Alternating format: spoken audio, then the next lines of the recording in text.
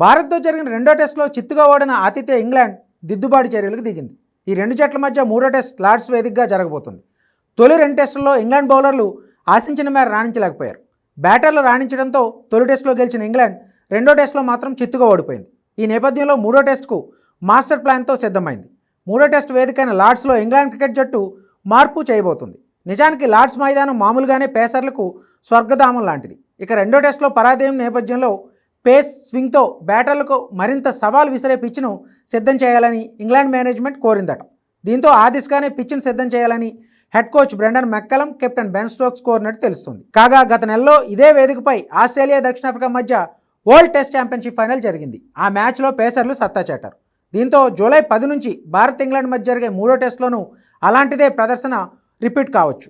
ఇక మూడో టెస్ట్ కోసం ఇంగ్లాండ్ తమ టీంలో భారీ మార్పులు చేసింది. కొన్ని నెలలుగా టెస్ట్ క్రికెట్కు దూరమైన జోఫ్రా ఆర్చర్ను జట్టులోకి చేర్చుకుంది. ఇక ఆట్కిన్సన్ సైతం తీసుకుంది.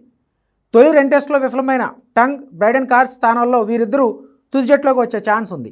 మరోవైపు స్పిన్నర్ బషీర్ కూడా భారీగా పరుగులు సమర్పించుకున్నాడు. ఈ నేపథ్యంలో మూడో టెస్టుకు అతన్ని తప్పించి అందరూ పేసర్లతోనే బరిలోకి దిగే అవకాశం ఉంది.